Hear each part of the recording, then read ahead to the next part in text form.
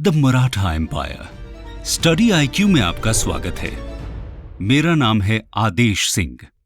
दोस्तों, आज हम बात करने वाले हैं मराठा एम्पायर की, जिसने 17th सेंचुरी में मुगल एम्पायर जैसे पावरफुल किंगडम के डोमिनेंस को चैलेंज करने का काम किया। 1658 में पावर में आए मुगल एम्परर औरंगजेब ने रैपिडली एम्पायर का एक्सपेंशन और तेजी से चालू किया और उनके दौर में मुगल एम्पायर अपने चरम पर पहुंच गया। औरंगजेब के एक्सपेंशनिस्ट एजेंडा में सबसे इंपॉर्टेंट एरिया डेक्कन माना जाता है, लेकिन यहां मराठास का रिबेलियन औरंगजेब की डेक्कन पॉलिसी के लिए सबसे बड़ा चैलेंज था।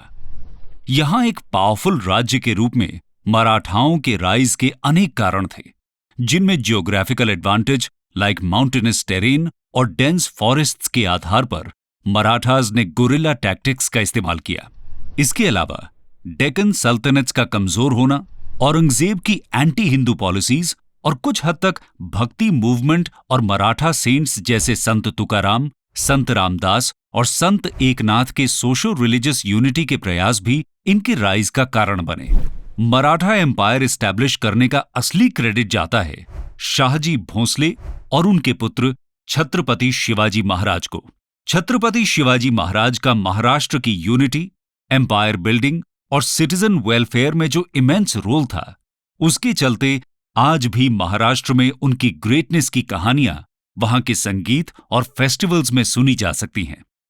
इस वीडियो में हम देखेंगे मराठा एम्पायर के एवोल्यूशन को और बात करेंगे कि कैसे छत्रपति शिवाजी महाराज ने रेवोल्यूशनरी नेशन बिल्डिंग एक्टिविटीज के साथ एक नया इतिहास रच दिया।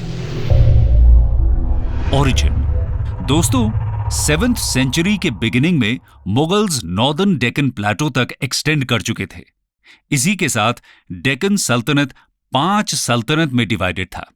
अहमदनगर अंडर मलिक निजाम शाह, बेरार अंडर फतुल्ला इमादुल मुल्क, बिदर अंडर कासिम बारिद, बीजापुर अंडर आदिल शाह और गोलकोंडा अंडर कुतुबुल मुल्क। मराठास मराठी भाषा बोलने वाले पेजेंट वॉरियर ग्रुप को कहा जाता था, जो वेस्टर्न डेक्कन प्लेटो में लोकेटेड थे।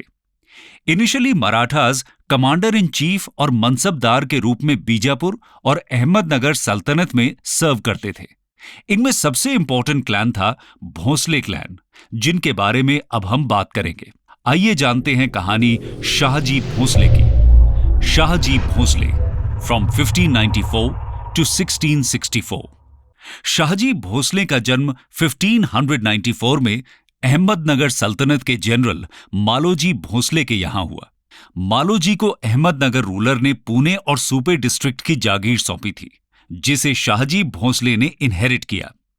शाहजी भोंसले भी अहमदनगर में मिलिट्री चीफ बने, लेकिन अहमदनगर मुगल्स और बाकी डेक्कन सल्तनत्स के बीच परपेचुअल कॉन्फ्लिक्ट्स के चलते शाहजी भोंसले ने सिचुएशन के हिसाब से स्मार्टली साइड्स चेंज किए, कभी मुगल्स के साथ, कभी अहमदनगर तो कभी बीजापुर के साथ। ये शाहजी भोंसले का अपनी ऑटोनॉमी असर्ट करने का एक तरीका भी था। मुगल एम्परर शाहजहां डेक्कन प्लेटो कैप्चर करना चाहते थे, जिसके लिए उन्होंने शाहजी भोंसले के साथ अलायंस कर जुन्नार और संगमनेर कैप्चर किया। लेकिन 1632 में मुगल्स ने उनकी जागीर छीन ली और शाहजी भोंसले ने बीजापुर सल्तनत ज्वाइन कर पुणे और सुपे डिस्ट्रिक्ट को फिर से अपने कंट्रोल में लिया। इससे नाराज होकर 1634 के बैटल ऑफ परेंडा में मुगल्स ने शाहजी भोंसले लेड बीजापुर आर्मी को डिफीट किया।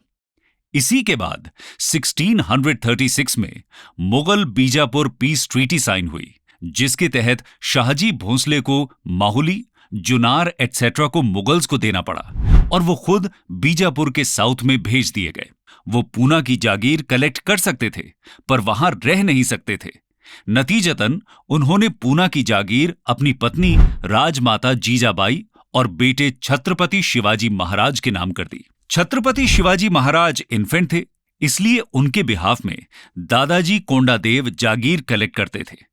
यहीं से हम देख सकते हैं कि किस तरह छत्रपति शिवाजी महाराज के पिता ने उनका मार्गदर्शन किया और उन्हें डेक्कन प्लेटो की पॉलिटिक्स में इन्वॉल्व रखा।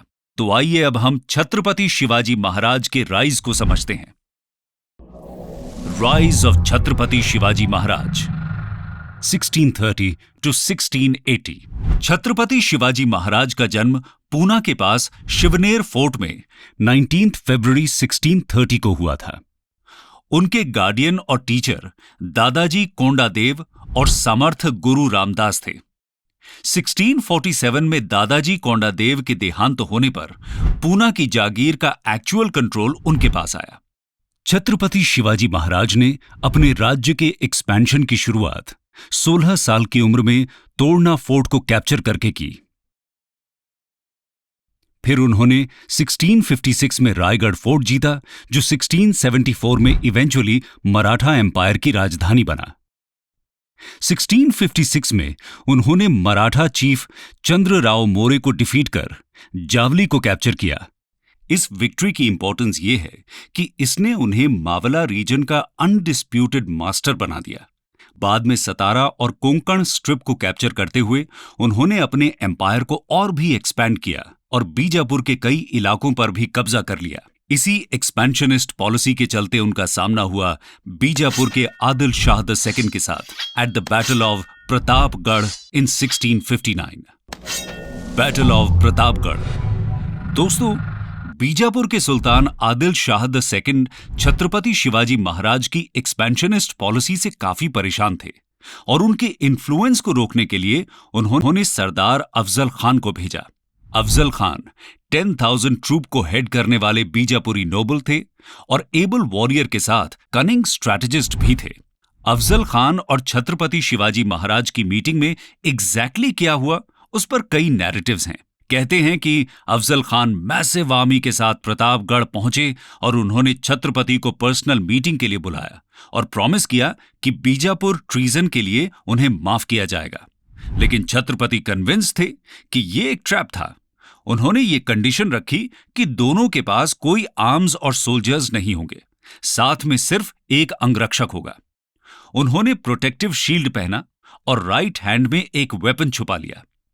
कुछ ही दिनों में उनकी मुलाकात हुई और गले मिलने के बहाने अफजल ने उन पर कटार से हमला किया, पर शील्ड के कारण छत्रपति शिवाजी महाराज बच गए। फिर छत्रपति ने अपने वेपन से अफजल को मार गिराया और उनके सोल्जर्स को डिफीट कर आर्म्स एंड एम्यूनिशंस लूट लिए। इसी लड़ाई को बैटल ऑफ प्रतापगढ़ कहा जाता है। आइए अब जानते हैं छत्रपति शिवाजी महाराज की rivalry with Mughals. The rivalry with Mughals. Deccan में दिल्ली के रूलर्स का इंटरेस्ट काफी पहले से रहा है। इसमें सबसे इंटरेस्टिंग एग्जाम्पल था दिल्ली सल्तनत के मोहम्मद बिन तुगलक का, जिन्होंने अपनी कैपिटल डेक्कन के दौलताबाद में शिफ्ट की थी। औरंगजेब भी डेक्कन में अपना कंट्रोल बढ़ाना चाहते थे और छत्रपति शिवाजी महाराज की बढ़ती शक्ति से घबराकर उन्होंने शाइस्ता खान को डेक्कन का गवर्नर नियुक्त किया।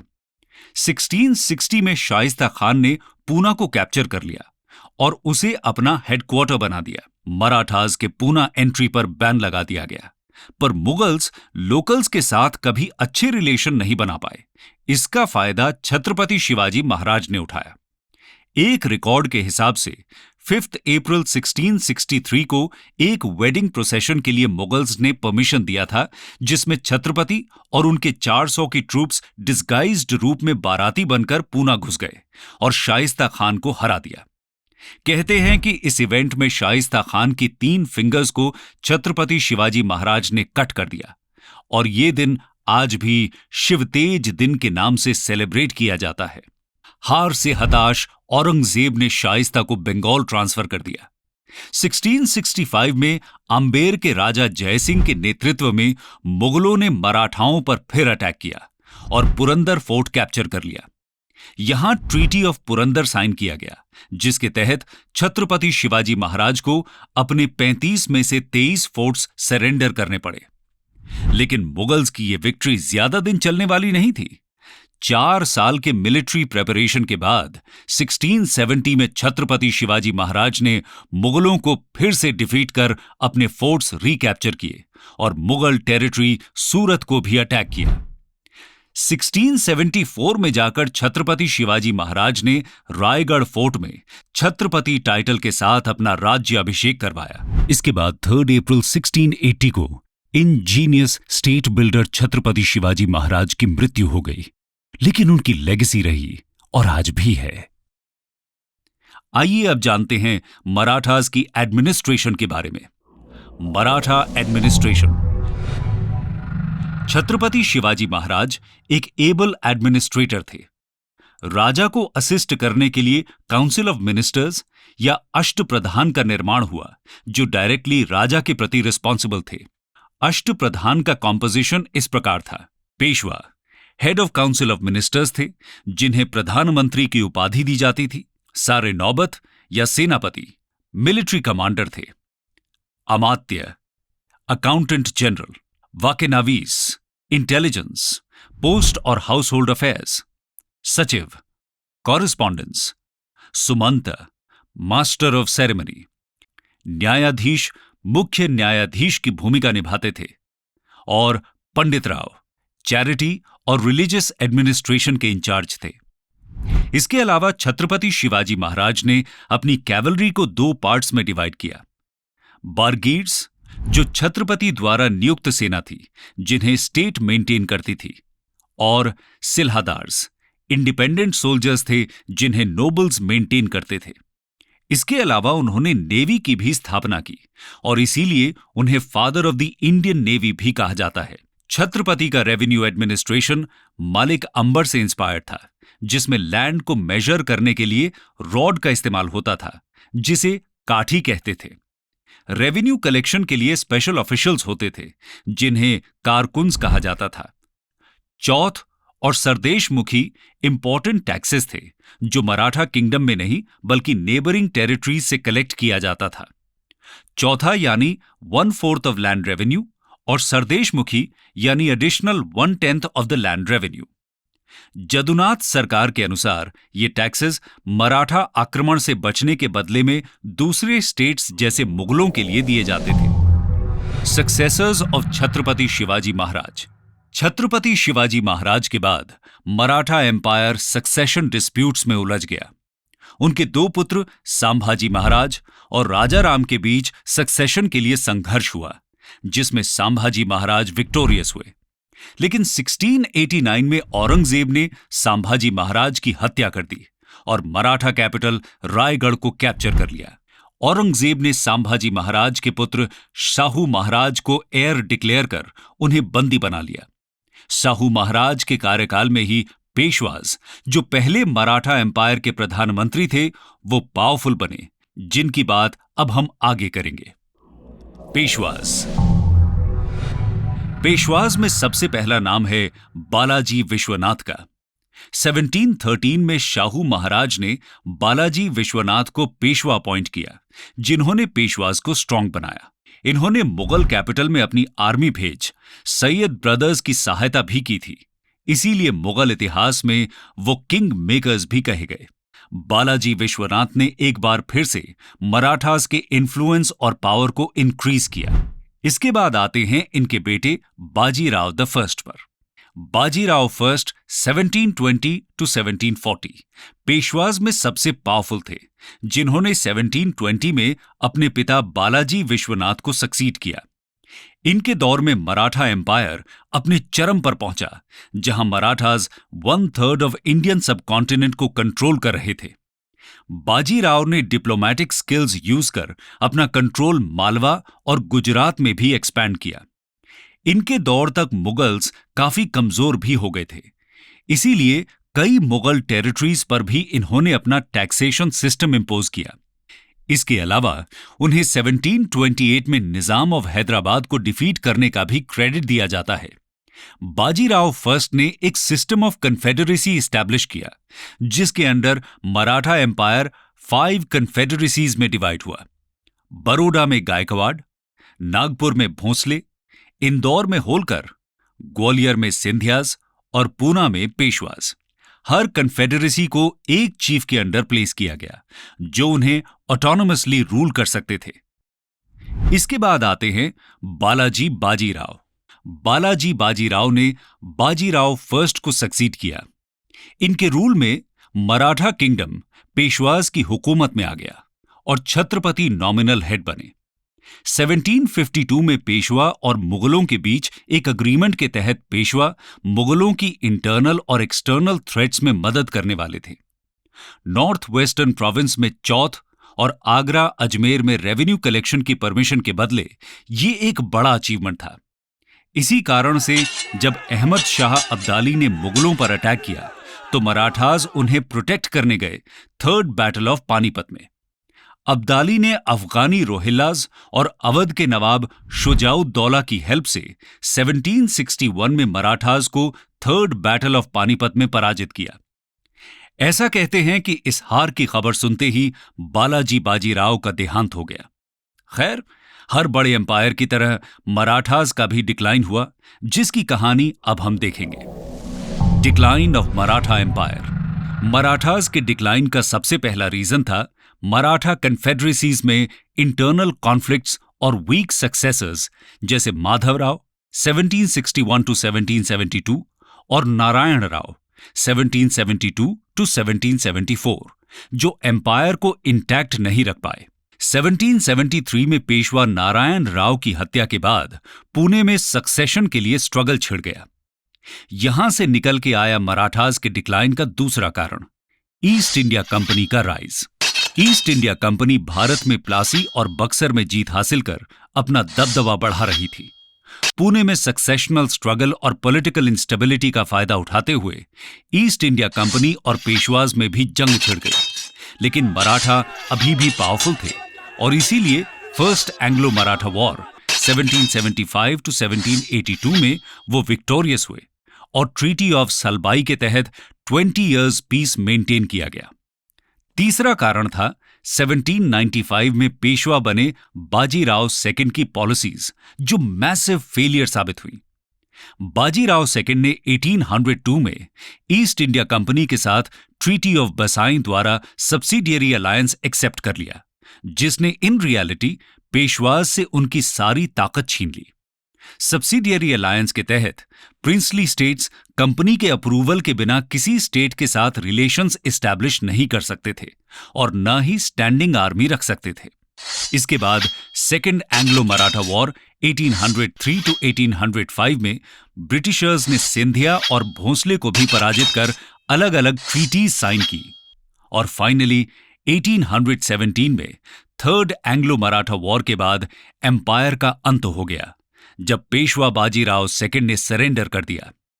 इन सब के अलावा मराठास के डिक्लाइन के कुछ और कारण इतिहासकार बताते हैं, जैसे एक इफेक्टिव और ऑर्गेनाइज्ड टैक्सेशन पॉलिसी का absence, over dependence on guerrilla warfare और अनसस्टेनेबल कन्फेडरेसी सिस्टम, जिसके चलते 5 मराठा सरदारों में परपेचुअल कॉन्फ्लिक्ट्स होते रहते थे।